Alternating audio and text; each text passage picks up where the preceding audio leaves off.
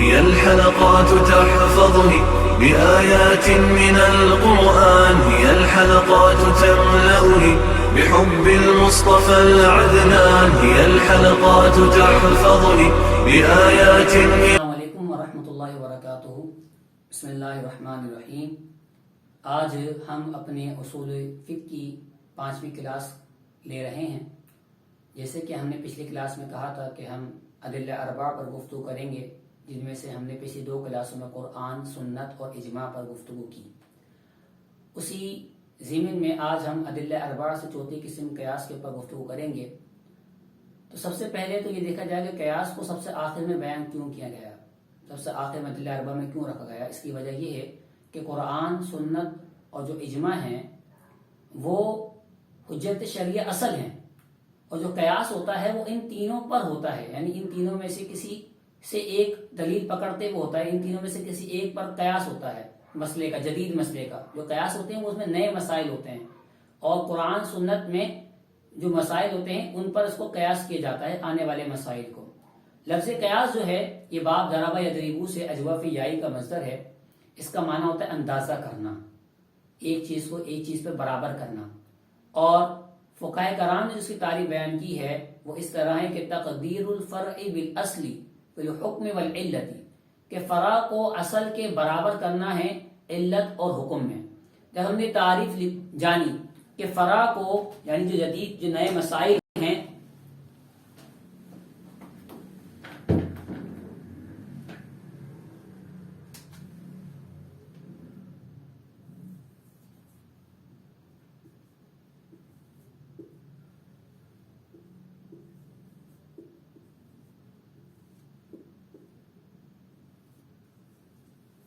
تقدیر الفرع بالاصل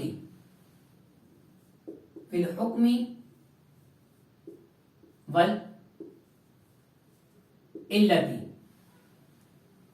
کہ فرع کو اصل کے برابر کرنا ہے حکم اور علت میں۔ جب ہم نے اس کی تعریف کو جانا تو ہمیں قیاس کے ارکان معلوم ہے کہ قیاس کے 4 ارکان ہیں، ایک فرع، ایک اصل، ایک حکم اور ایک علت۔ ان چاروں کو سمجھنے کے لیے اور زیادہ اچھے سمجھنے کے لیے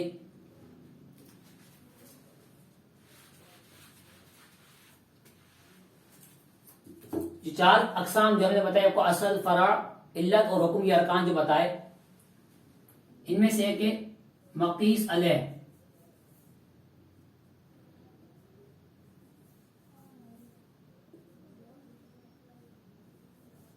یہ اصل ہے۔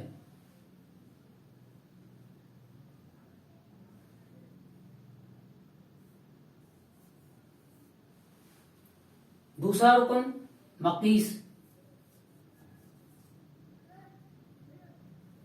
جو کہ فرع ہے، جس کو قیاس کیا جائے۔ تیسری چیز علت، ان دونوں میں قدر مشترک جو ہوتا ہے اسے علت کہتے ہیں۔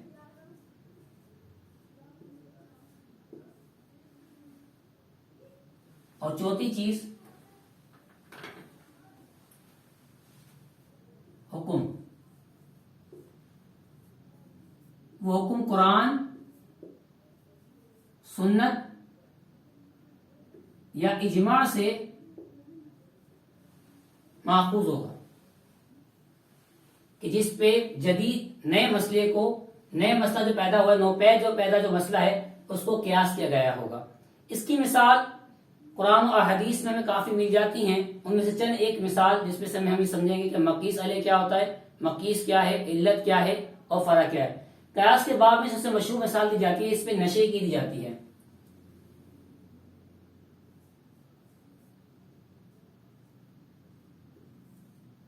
شراب کے حرام ہونے پر نص قرآنی موجود ہے، انما الخمر والمیسر والانصاب والازلام رجس من عمل الشیطان فاجتنبوه لعلکم۔ یہ جو آیت ہے یہ شراب کے حرام ہونے پر دعوت کرتی ہے، یہ اصل ہے۔ اب جو نو پیدا مسئلہ ہے، جو دیگر نشے ہیں جیسے افیم ہے، چرس ہے، ان تمام میں جو چیز پائی جاتی ہے وہ ہے نشہ۔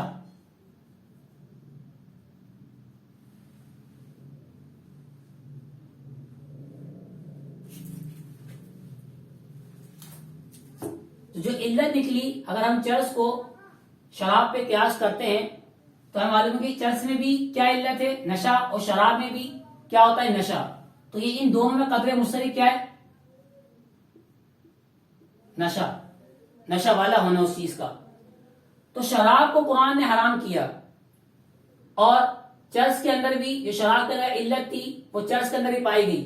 تو جو حکم قرآن نے شراب پہ لگایا وہی حکم ہم چرس پہ لگاتے ہیں، یعنی حرام، اس کا حرام ہونا.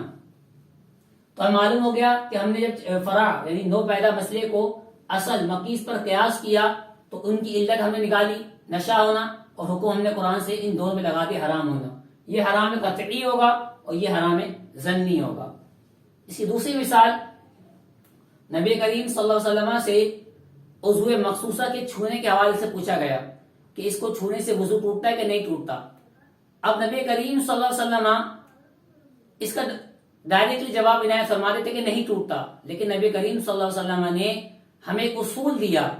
جو اسلام جو ہے وہ کلیات، اس میں اصول موجود ہیں، یعنی نیا مسئلہ کوئی پیدا ہو جائے اسلام قیامت تک لوگوں کی رہنمائی کرتا رہے گا.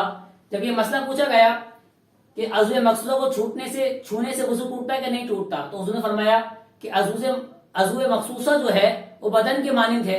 گویا جس طرح کسی بدن کے حصے کو چھونے سے وضو نہیں ٹوٹتا تو اس عضو مخصوصہ کو چھونے سے وضو نہیں ٹوٹتا. تو حضور نے جس طرح قیاس کیا بدن اصل ہو گیا، اور عضو مخصوصہ کے بارے میں پوچھا گیا تو اس کو قیاس کیا گیا اس پر. تو بدن کے کس چھونا اور اس کو چھونے میں علت نکالی گئی چھونے کی، کہ چھونے سے وضو ٹوٹتا ہے کہ نہیں ٹوٹتا. تو جس طرح بدن کے باقی حصے کو چھونے سے وضو نہیں ٹوٹتا تو اسی طرح عضو مخصوصہ کو چھونے سے وضو نہیں ٹوٹتا. تو ہم لکھیں گے وضو باقی رہتا ہے، یعنی نہیں ٹوٹتا. یہ قیاس کی دوسری مثال ہو گئی. یوں ہی قیاس کے بارے میں ایک اور مثال جو احادیث سے موجود ہے کہ جب نبی کریم صلی اللہ علیہ وسلم سے حج کے حوالے سے پوچھا گیا، اور مفہوم حدیث اس طرح ہے کہ ایک صحابی حضور کی بارگاہ میں حاضر ہوئی اور کہا میرے والد جو ہیں وہ فوت ہو گئے ہیں اور انہوں نے حج کو پایا تھا، تو کیا میں ان کی طرف سے حج کر سکتی ہوں؟ تو حضور اکرم نور مجسم صلی اللہ علیہ وسلم نے یہاں بھی ان سے یوں نہیں ارشاد فرمایا کہ تم حج کر لو ادا ہو جائے گا، بلکہ حضور نے فرمایا کہ اگر تمہارے والد پہ کوئی قرض ہوتا تو کیا تم اس قرض کو اتارتی؟ انہوں نے کہا ہاں میں اتارتی.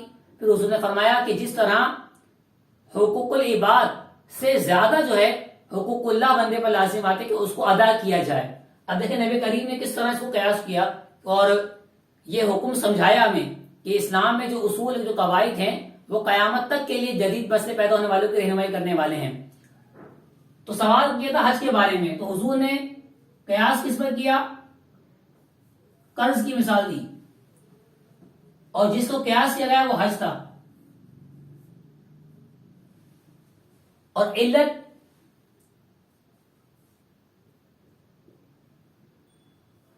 بیٹی کی طرف سے، اور حکم کیا لگایا؟ ادا ہو جائے گا. یعنی اگر بیٹی باپ کی طرف سے اس کا قرض دے گی تو قرض بھی ادا ہو جائے گا، اور اگر حج کرے گی تو حج بھی ادا ہو جائے گا. تو اب تک ہم نے جانا قیاس کی تعریف، قیاس کا لغوی معنی اور قیاس کے ارکان. قیاس کے 4 ارکان ہیں: مقیس علیہ، مقیس، علت اور حکم. اور ہم نے اس کی 3 مثالیں یہاں پر بورڈ پر لکھی. اب بات ہے قیاس کا حکم کیا ہے.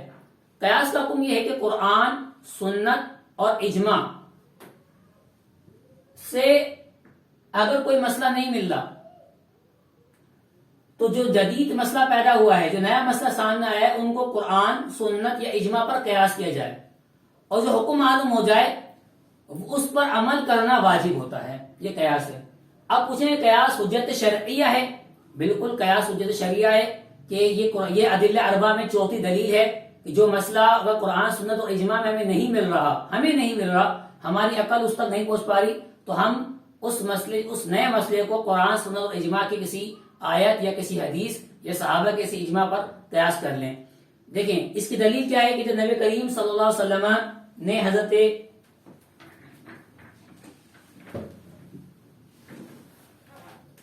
معاذ بن جبل رضی اللہ تعالیٰ عنہ کو یمن کی طرف بھیجا تو نبی کریم صلی اللہ علیہ وسلم نے اسے ارشاد فرمایا کہ اگر تم فیصلہ کرو گے تو کس طرح کرو گے؟ تو آپ نے عرض کی میں قرآن و سنت سے فیصلہ کروں گا. تو اللہ کے نبی نے ارشاد فرمایا قرآن و سنت میں اگر اس مسئلے کو نہ پاؤ پھر کس طرح کرو گے؟ تو آپ نے فرمایا کہ میں پھر اپنی رائے سے قرآن و حدیث میں اپنی رائے سے اس کو قیاس کرتے ہوئے فیصلہ کروں گا اس نئے مسئلے کو. تو اللہ کے نبی نے دعا فرمائی کہ اللہ معاذ رضی اللہ تعالی سینے میں کشادگی عطا فرما. تو یہ دعائے کلمات کی اس بات کی دلیل ہے کہ اس امت محمدیہ میں کچھ ایسے اجتہادانہ صلاحیت رکھنے والے شخصیات ہر دور میں موجود رہیں گے کہ جو آنے والے جدید مسائل کو نئے مسائل کو قرآن سنت اور اجماع سے حل کریں گے. قرآن سنت پہ قیاس کیا گیا اور اجماع جو ہے کیونکہ نبی کریم صلی اللہ علیہ وسلم زمانے مبارکہ میں اجماع کی حاجت نہیں کسی اس حدیث میں اجماع کا ذکر نہیں ہے ورنہ اجماع بھی حجت شرعیہ ہے. نبی کی حضور کی موجودگی میں اجماع کی کوئی حیثیت نہیں ہے. حضور جو فرمائیں گے وہ ہو جائے گا.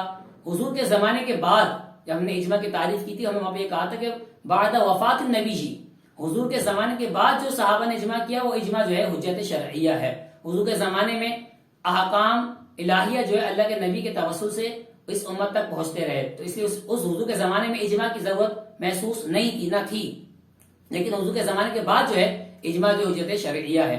تو آج کی کلاس میں ہم نے قیاس کے لغوی اصطلاحی معنی کو جانا, اس کے حکم کو جانا, اس کی حجت شرعیہ کو جانا, قیاس کے ارکان کو جانا اور اس طرح ہم نے ادلہ اربعہ میں سے قرآن سنت اور اجماع سب کا المختصر تعارف حاصل کیا.